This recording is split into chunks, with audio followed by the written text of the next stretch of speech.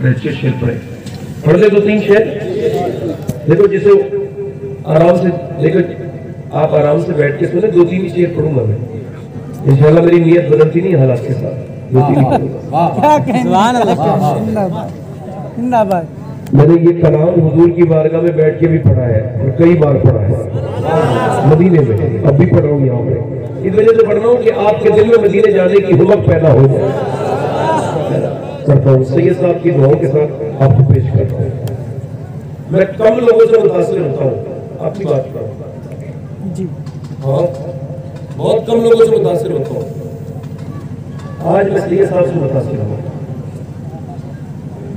अल्लाह ताला की बारगाह में दुआ है कि अल्लाह हज़रत लंबी उम्र अता फरमाए। शेर पढ़ता हूँ।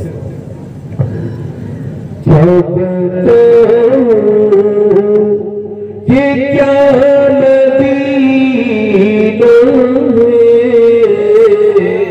सुभान अल्लाह। क्या बताऊं कि क्या मदीना है, क्या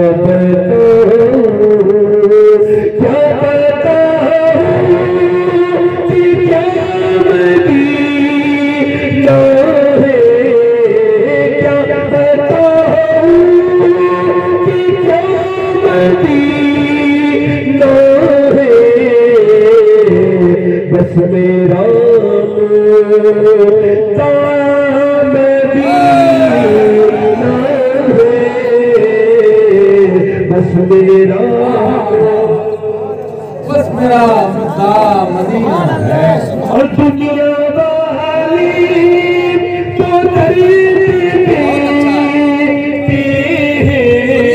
तो दर्द देते हैं, दुनिया वाले तो दर्द देते हैं।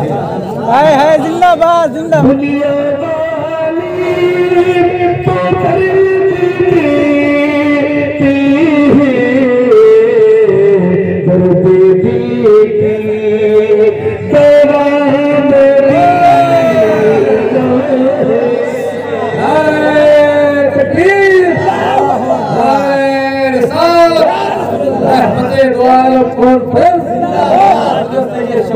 मेरे साथ पढ़ने का सवाब भी मिलेगा, पढ़ने का भी मिलेगा और सुनने का भी मिलेगा।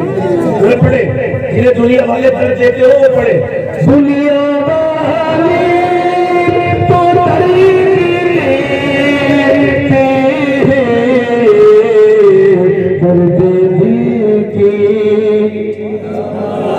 सुभान अल्लाह। बुलावा आएगा तो मदीने जाएंगे। मैं कहता हूँ कचहरी से बुलावे वाले जमीन लिखी जानी है, मदीने से बुलावा नहीं है। झूठ बोलते हो। हज फर्ज हो गया, हज क्यों नहीं जा रहे हैं भाई? बच्चों की शादी क्यों नहीं करेंगे? आप मर गए तो बच्चे कुंवारी हो जाएंगे आपकी। ये आपको शैतान ने धोखे में डाल दिया।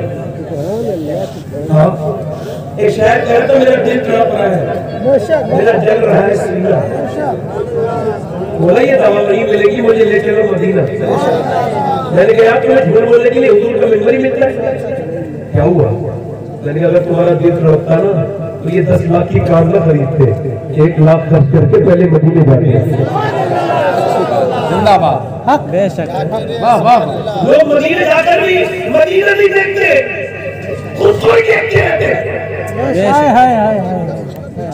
इको कम करे भाई, खुद को ही देखते रहते हैं। मदीने गए, तस्वीर खींची इंस्टाग्राम पर, फेसबुक पर, मैं मदीने में हूँ, काबे में हूँ, काबा पीठ के पीछे है और सामने तस्वीर खींच रही है।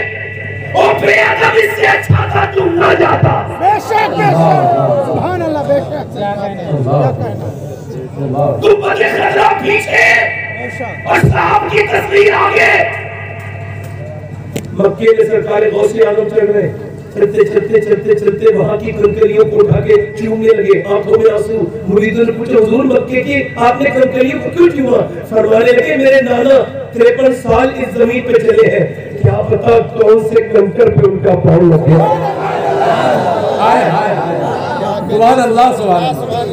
तस्वीर खींची मदीने में, खड़ा है मदीने में और लाइक मांग रहा है दुनिया वालों से। लो भाई मेरे स्टेटस पे लाइक कर दो,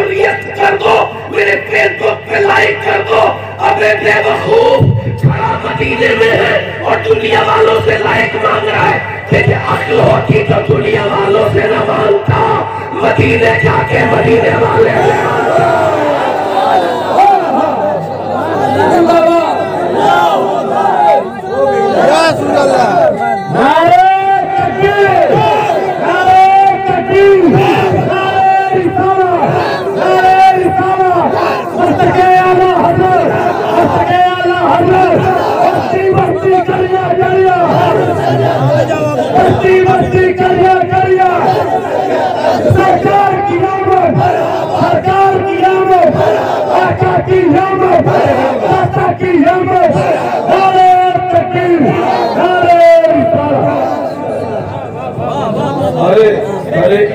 इंतजामिया सुन ले, ये नारे का टाइम मेरी तकलीफ नहीं कटेगा,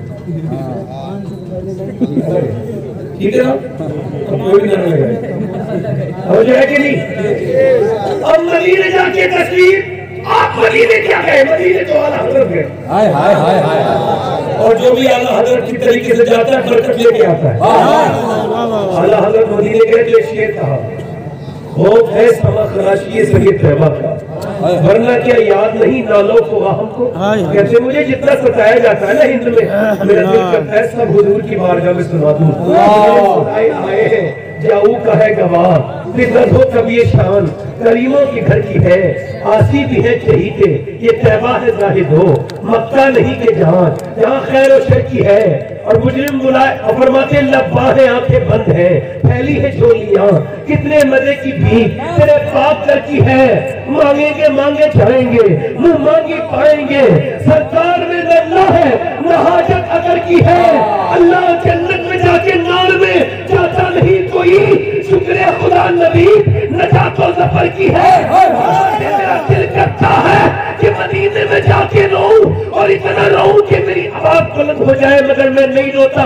कहा क्यों? कहा इस वजह से कि कहीं मेरे रोने से मदीने के कुत्तों के कानों को तकलीफ न हो जाए। बहुत है समा खराशी सगे तैबा का, वरना क्या याद नहीं ना लौफुगा हमको। आप निकल के जा रहे आला हजरत, कुत्ते ने कुछ मांग लिया, कुत्ता भिखारी होता है। मेरे वालिद कहते थे कुत्ता बगैर झोली का भिखारी होता है, उसे कुछ दिया करो। कुत्ते ने कुछ मांगा, आला ने गोश्त का टुकड़ा खरीद को उसको दे दिया, फिर रोने बैठ गए। खुतबे मदीने सियाउद्दीन मदनी कहते हैं, मैंने पूछा हुजूर आला हजरत क्या रोते क्यों है? अब तो आपने दे दिया ना इस कुत्ते को, आपने कुछ दे दिया तो आपने अपनी नाक का मक्का साहब भर सकता, पाराए दिल भी न निकला, दिल से तोहफे मेरा था, इन सगाने कू से इतनी जान प्यारी वाह वाह। कहते अहमद रजा ये हिंदुस्तान का कुत्ता नहीं था, मदीने का कुत्ता था। इसका हक ये था कि तू अपना कलेजा चीर के अपने दिल का टुकड़ा ऐसे पेश कर देता, तेरी जान चली जाती मगर मदीने के कुत्ते का हक पता हो जाता।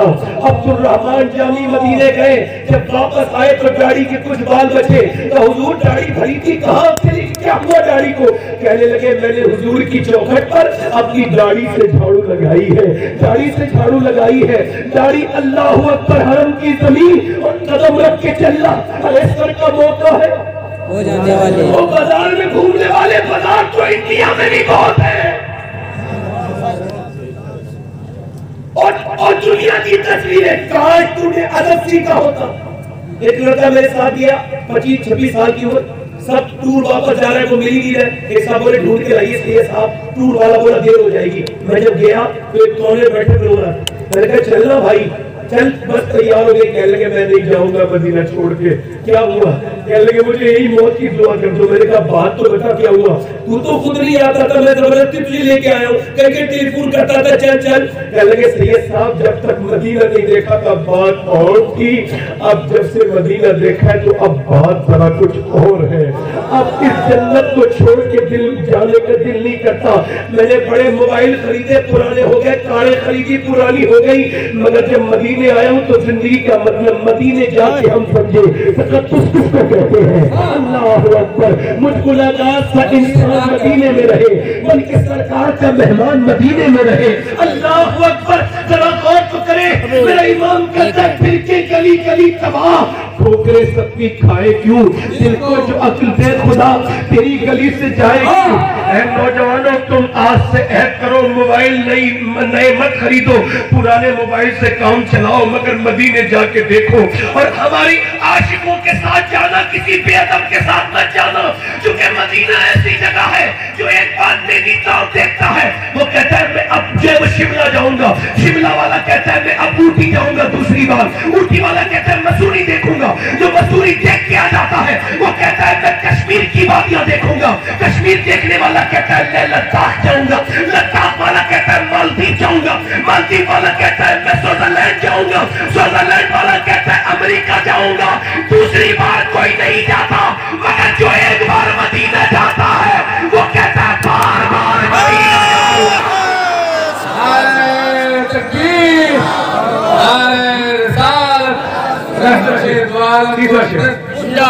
दुनिया वाले तो दर्द, दुनिया वाले तो दर्द देते हैं, दर्द दिल की दवा मदीना है, और दर्द दिल की अल्लाह सुभान अल्लाह। और उसके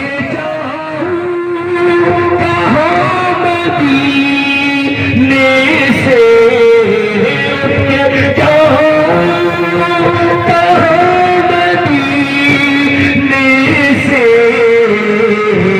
क्या कोई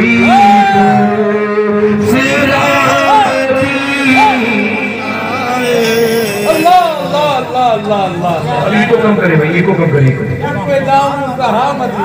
क्या कोई बैठ जाए, अब बैठ जाए, अब ज्यादा पैसे ना दे, बैठ जाए, नहीं करने दे मुझे, मैं एक दो चेयर और पढ़ता हूँ, अगर आपने मतलब कर दिया मेरा मकसद पहुंच रहा हो गया। ई को कम करे भाई, और आवाज बढ़ाए, ई को कम करे। तकरीर का पहले उन्वान समझ लीजिए, मैं तकरीर अच्छे समझ जाए, सादा अल्फाज में बात करता हूँ। तकरीर का मैंने बड़ी तकरीरें की है कि माँ बाप का एहतराम करो, मगर आज ये तकरीर करने वाला हूँ, क्या ये जो बच्चे बिगड़ रहे हैं तेजी के साथ, क्या सिर्फ बच्चों की गलती है या इसमें कुछ माशरे की भी गलती है?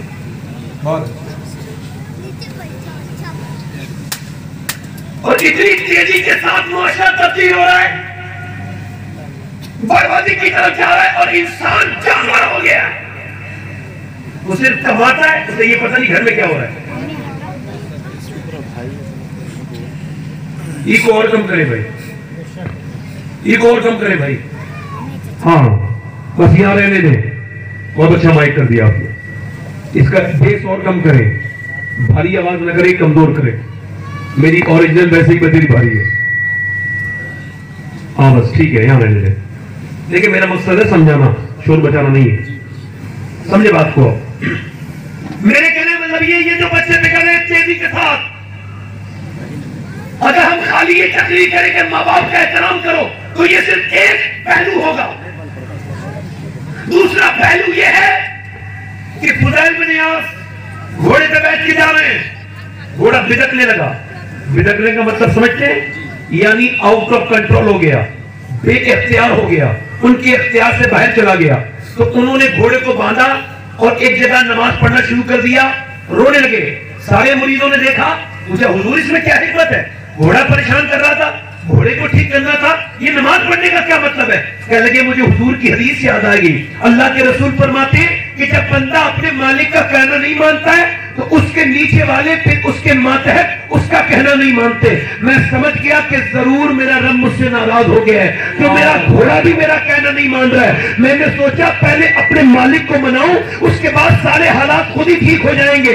इसका मतलब यह है कि अगर बीवी बच्चे कहना ना माने या लेबर तुम्हारे मजदूर, तो झगड़ा मत करो, बल्कि मस्जिद में जाओ और अल्लाह के सामने रोना शुरू करो और कहो ऐ अल्लाह ऐसी कौन सी गलती हो गई जो मेरी औलाद मेरा कहना नहीं मान रही है। यकीन जानो अगर रब राजी हो गया तो किसी को मनाने की जरूरत नहीं है, सब राजी हो गया।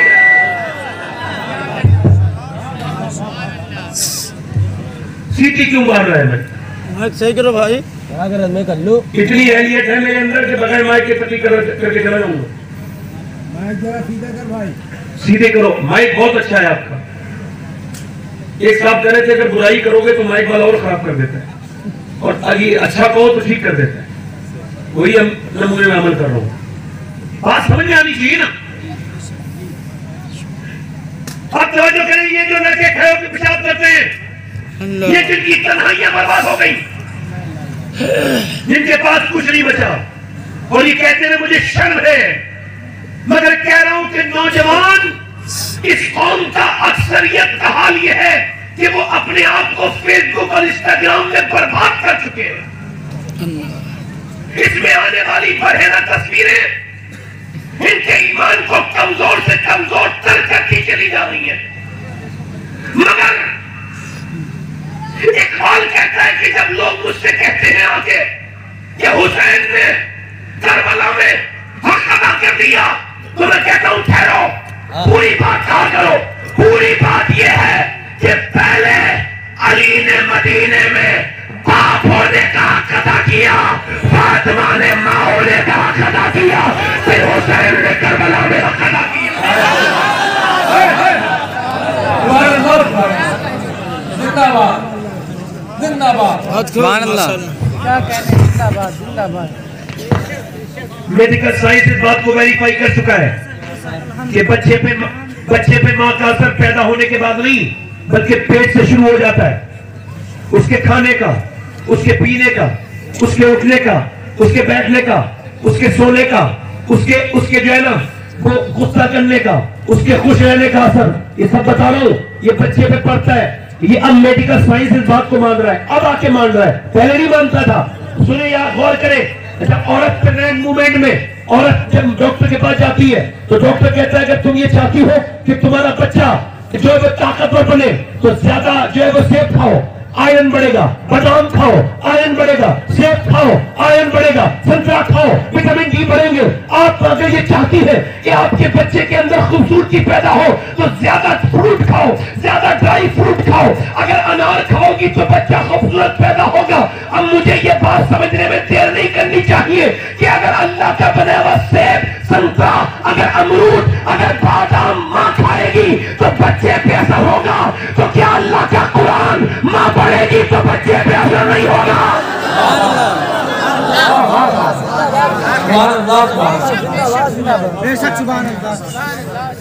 बच्चे पे असर नहीं होगा।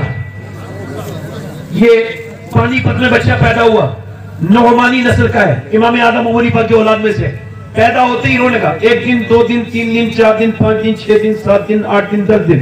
एक हकीम दूसरे हकीम मुख्तलिफ हकीमों को दिखाया, मगर ठीक नहीं हुआ। 1 महीने के बाद फखरुद्दीन बहाउद्दीन ज़करिया मुल्तानी के दामाद वो गुजर के जा रहे थे। उन्होंने जब ये सुना कि बच्चा रो रहा है तो अपने मुरीदों से बोले ये बच्चा रो नहीं रहा है बल्कि अल्लाह की हम्द बयान कर रहा है। मुरीदों ने कहा कैसे? कहा आओ दिखाता हूं। दरवाजे पे पहुंचे, कोई है?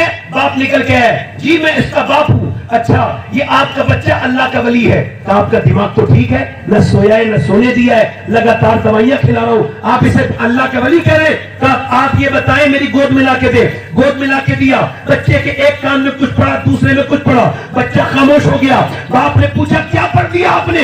दवाइयों से ठीक नहीं हुआ। कब बाद में बताऊंगा, पहले ये बताओ क्या इस बच्चे की मां कुरान की हाफिजा है? मेरी बहनें सुने, कुरान की हाफिजा है। कहा तो सुनो, इस बच्चे की मां ने जब ये पेट में था उठते बैठते चलते फिरते खाते पीते इतना कुरान पढ़ा, इतनी तिलावत रो रो के कुरान की कि बच्चे की रूह की ग़िज़ा मां के पेट के अंदर ही कुरान की तिलावत बन गई, अल्लाह का कलाम बन गया। जब बच्चा पैदा हुआ मां चुस्की में चली गई, उसने कुरान पढ़ा नहीं, बच्चे को भूख लगी कुरान की, तुमने दवाइयां खिलाई, मैंने उसके एक कान में एक आयत पढ़ी, दूसरे में दूसरी पढ़ी, बच्चा खामोश हो गया। उसी बच्चे का नाम शरफुद्दीन बू अली शाह कलंदर पानी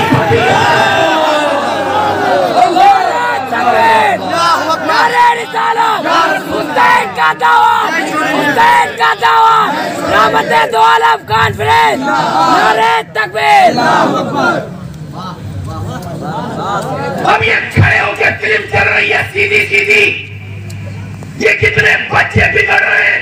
फिल्म देखने वाले, खड़े होकर पेशाब करने वाले, शादियों में डांस करके थिरकने वाले बेशरम, इनकी माँ से पूछो जब ये पेट में थे तो उन्होंने फिल्में देखी थी कि नहीं देखी?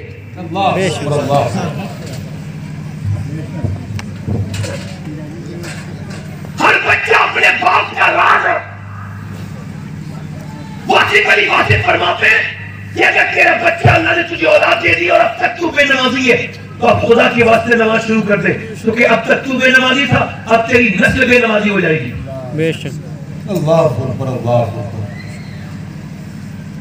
बच्चा आग में जाए तो रोक लोगे और जहन्नम में जा रहे बच्चे तो नहीं रोक रहे। अल्लाह अकबर, अल्लाह अकबर। एक बुजुर्ग कहते हैं मेरी माँ ने मुझसे कहा नमाज पढ़ने जाओ, मैं नहीं गया। मैं 10 साल का हो चुका था, अब सख्ती करने लगी मेरी माँ, जाता है कि नहीं जाता है? कहते मैं खेल रहा था, मैं नहीं गया। फिर उसने उठी और इतनी जोर से उठी कि सारी रोटी वगैरह गिर गई और वो रोटी बनानी थी, चिमटा जोर से मेरे सर में मारा।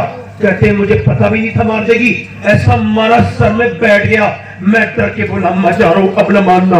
कहते मैं नमाज पढ़ने गया, फिर कभी मेरी नमाज कज़ा मेरी माँ मरने वाली थी। मैंने पूछा अम्मा एक दिन तूने मेरा सर फाड़ दिया था, क्यों? मैं तेरा बेटा था। तो मेरी माँ क्या लगी मेरे लाल मुझ पे रोटियां बनाना फर्ज नहीं था, तुझे नमाजी बनाना फर्ज था।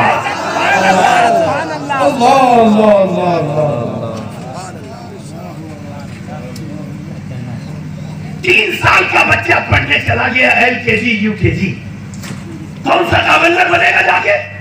रोता हुआ जा रहा है, रोता हुआ आ रहा है। और तुम्हारे आप लोगों को ये साजिश नहीं समझ में आ रही? जब वो वहां जाता है तो उसके माथे पर गैर मुस्लिम अपने निशान भी लगाते हैं। जब वो आया उसकी लेटरिन धुलाती है तो उसे अपना मजहब भी दिखाती है, सिखाती है। बेशक। छोटे से बच्चे को टाइम नहीं दे रहे, वक्त नहीं दे रहे, न टाइम दे रहे और बच्चों से मोहब्बत नहीं कर रहे हैं। दिल्ली में 250 बच्चों से पूछा तुम क्या बनना चाहते हो फ्यूचर में एक स्कूल में, सरकारी स्कूल में। तो वो जो मैडम थी उसके पास एक खत आया, एक लड़के की कॉपी से चेक की तो उसने अजीब बात लिखी थी। सब कोई कह रहा था इंजीनियर, कोई ये बनूंगा, कोई वो। उसने कहा मैं मोबाइल बनना चाहता हूँ। उसे बुलाया और उसे मास्टर वो जो मैडम थी उसने कहा बेटे तुम क्यों ऐसा करो? तो वो कहने लगा इस वजह से कि मेरा बाप शाम को आता है, मेरी माँ पूरे दिन मोबाइल में लगी रहती है, शाम को मेरा बाप आता है वो भी मोबाइल में लग जाता है, तो मैं सोचता हूँ मुझसे कोई प्यार ही नहीं करता, बड़े होकर मोबाइल बन जाऊं तो मेरे माँ बाप मुझसे प्यार तो करने लगेंगे। अल्लाह अकबर, जरा गौर तो करो। पूरा स्टाफ रोने लगा। बच्चों को अपने ऐसा कर रहे हो, उनके साथ वक्त नहीं दे रहे उन्हें, ये तुम्हारे खिलौने, ये मोबाइल टूट के दूसरे आ जाएंगे। अल्लाह ने ये बच्चे न दिए होते तो क्या होता? उनके साथ बैठते, उनसे प्यार करते। मैं मस्जिद में जब अपने घर जाता हूं तो पड़ोस में मस्जिद है, मस्जिद में जाके नमाज पढ़ने जाता हूं तो मेरा एक बेटा 7 साल का है, एक मेरा बेटा 4 साल का है और तीसरा मेरा बेटा अल्हम्दुलिल्लाह 2 साल का है। वो 2 साल वाला भी पीछे पीछे चला जाता है। मैं क्यों बता रहा हूं ये बात? इस वजह से कि जब मैं मर जाऊंगा तो मेरे बच्चे याद करा करेंगे कि नमाज पढ़ने चलो, हमारा बाप जाता था मस्जिद में। वाह वाह वाह वाह। बच्चे को झूठ बोलना कौन सिखाता है? माँ बाप। बच्चा कमरे में बैठा है, कुछ टूट गया बच्चे से कमरे के अंदर, माँ गई किसने तोड़ा? बाप गया, धमाका हुआ, कहने लगा मैंने तोड़ा। उसे पता ही नहीं कि मैं सच बोला हूं। हाथ से मुंह पे थप्पड़ मारा, जोर से माने, बाप नहीं मारा, इतना महंगा आइटम तोड़ दिया।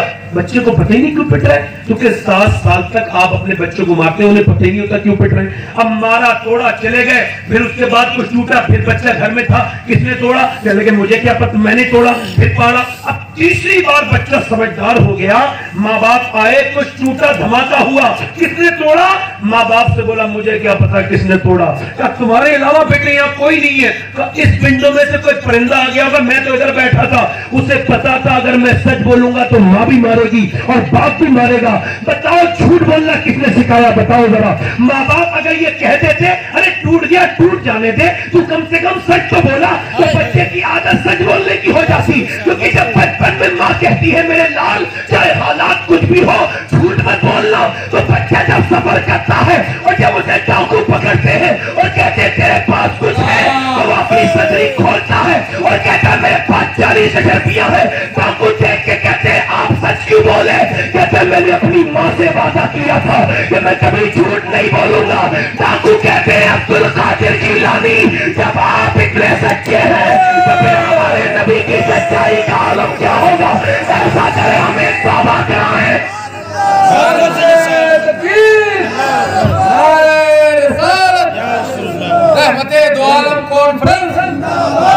देखिए अब आपने मुझे बहुत पैसे दे दिए, अब न दे, बैठ जाए, मुझे तकलीफ करने दे, बैठ जाए, अब न दे, ठीक है, मेहरबानी करें, बैठ जाए, तकलीफ करने दे, बैठ जाए।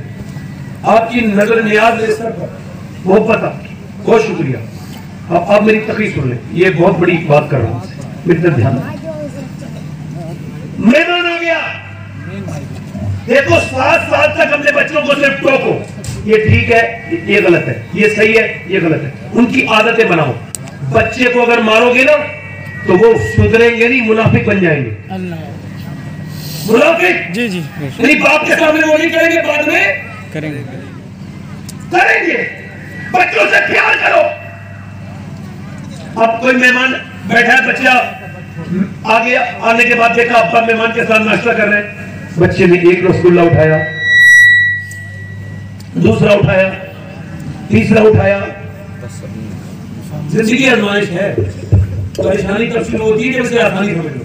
मैं भी आजमाइश में हूँ, मगर अब कोई कुछ ना करे जैसा ठीक है। ए भाई, ए रुमाल वाले, बैठ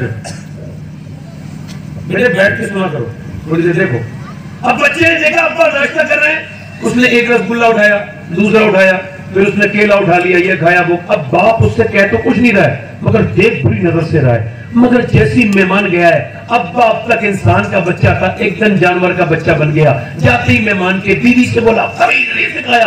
अच्छा तुझे बहुत तमीज है, इतनी जोर से बात कर रहा है बीवी से। हाँ क्या तूने तमीज सिखाई, क्या हुआ? तब बच्चे ने सबके सामने खाया, मेरी बेइज्जती हो गई। और जो मेहमान आया था वो उससे बड़ा बेवकूफ, वो अपने घर जाके कह रहा है बच्चे को तमीज नहीं सिखाया।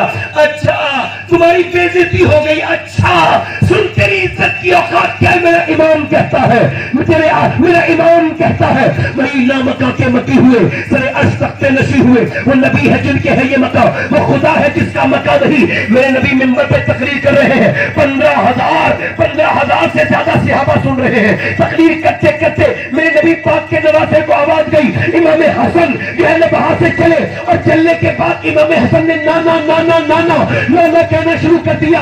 नवासा मस्जिद में आ गया, नवासे को नबी ने देख के डांटा नहीं, बल्कि मिंबर छोड़ा, नीचे उतरे, 2 स्टेप आगे बढ़ के हसन को उठाया और गोद में लिया और प्यार किया। कई बार ऐसा ही हुआ, एक सहाबी ने कहा हुजूर जैसे आप अपने बच्चे से प्यार करते हैं इतना हम तो नहीं करते, पर मैं क्या करूं जो तेरे दिल में अल्लाह ने मोहब्बत नहीं रखी। फरमाते मेरे आका बच्चों पे प्यार आना ये अल्लाह की तरफ से है, बच्चों पे प्यार आना ये अल्लाह की तरफ से है। मौलाए कायनात मौला अली कहते हैं, एक दिन नबी हमारे घर आए, कहा आज कयाम तुम्हारे घर करेंगे। कहते नबी रात को लेटे, पर मैं लाओ मेरे नवासों को दो। कहते एक नवासे को मैंने नबी के सीधे बाजू पे निकाला, दूसरे को बाएं बाजू पे निकाला। मैं कहता हूँ बारे हसन हुसैन आपका मर्तबा भी अल्लाह ही जाने कि दुनिया में बादशाहों को बड़े बड़े तकिए और मसनतें मिली होंगी, मगर जैसा तकिया अल्लाह ने आपको अता किया ऐसा ना तो आज तो किसी को मिला है, किसी को मिलेगा। अल्लाह अकबर। मेरे नबी सैयदा फातिमा उठी और बच्चे रोने लगे रात के वक्त में। सैयदा फातिमा ने कहा अब्बा मैं दूध बना के लाती हूँ, पर मैं नहीं, नाना ने निकाला है तो दूध भी पेश करेंगे ना, दूध भी नाना लाएंगे। नबी सजदे में है, हुसैन ऊपर आके बैठ गए। अल्लाह ने नहीं फरमाया महबूब हुसैन को क्यों नहीं रोकते, बल्कि अल्लाह ने फरमाया महबूब सजदे को लंबा करे ताकि लोगों को बच्चे पालने आ जाए। जितना मदीने वाले ने मदीने में अपने नवासों से प्यार किया, इतना कोई नाना अपने नवासों से प्यार न कर सका। और फिर नवासों ने जैसा अपने नाना से प्यार किया, वैसा कोई नवासा अपने नाना से प्यार न कर सका।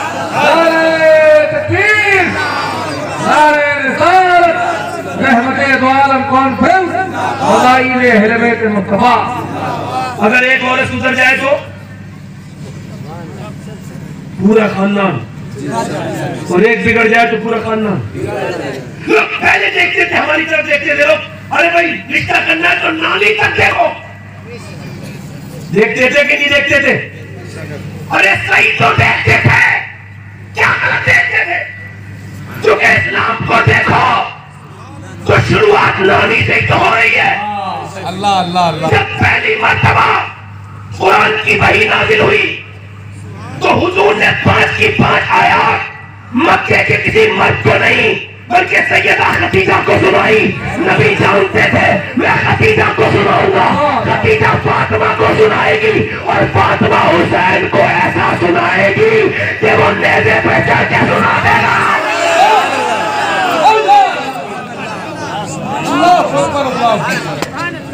अल्लाह अकबर अल्लाह। एक औरत मर्द को बदल देती है, नहीं बदल देती? अरे बदल ही देती है। कोई फारसी में बात कर रहा हूं मैं, है वो अपनी माँ के साथ कभी नहीं गया, बहन के साथ बाजार, बीवी के साथ बच्चे को गोद में लेके बाजार में जाता है और बीवी आगे आगे ये पीछे पीछे। बड़ा रहम आता है मुझे ऐसे इंसान पर। मगर मैं ये कहता हूँ औरतों ने बड़े क्लेम किए, बड़े जो है वो शिकायतें की है, बड़ी उन्होंने कंप्लेंटें की है, मैं अपने आदमी के साथ नहीं रह सकती, वो ये करता है, वो ये करता है, वो कमाता नहीं, वो ये नहीं करता, मुझे मारता वो है।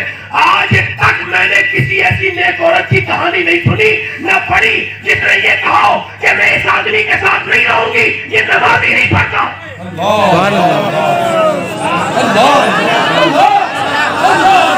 सुभान अल्लाह।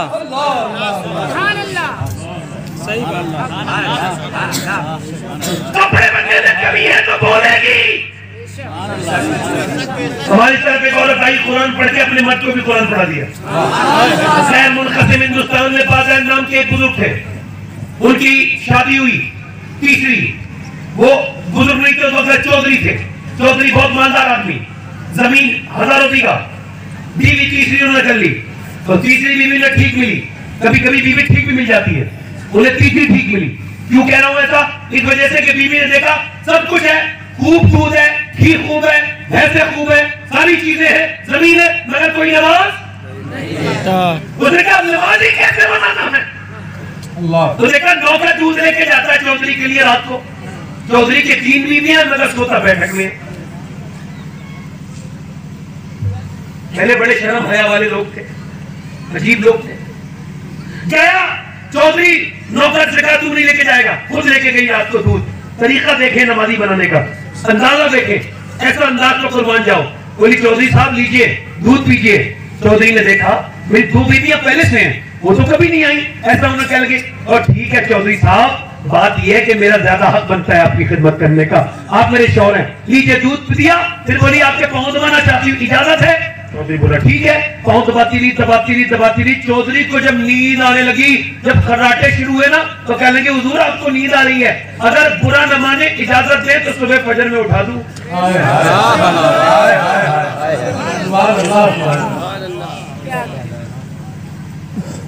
चौधरी और फिर मर्द दो अलामत है तकब्बुर की। तू मुझे समझाएगी? भाग यहाँ से, बेइज्जती कर दी, जिद छोड़ दिया मुझे। अल्लाह वालों की बेइज्जती, अल्लाह वालियों की बेइज्जती, मुबल्लिग जो होते हैं मुबल्लिगा उसकी बेइज्जती। गई जाकर के फिर दूसरे दिन आई, कह लगी चौधरी साहब दूध का, फिर तू नमाज के लिए कहेगी? आप दूध तो पीजिए। दूध दिया, उसके बाद बैठ गई, बोली पाँव दबाने की इजाजत। दबाती रही, आधा पौन घंटा कान दबाई, फिर सोने लगा। चौधरी को नींद आने लगी, कह लगी चौधरी साहब आपको नींद आ रही है, गुस्सा मत कीजिएगा, जलाल मत कीजिए, अगर बुरा न माने तो सुबह फजर में। उसे पता नहीं था ऐसा करेगा। उसने ऐसी लात मारी कि मियां ऊपर से नीचे गिरी, ऊंचा पलंग था, मुंह के बल गिरी तो होठ फट गए।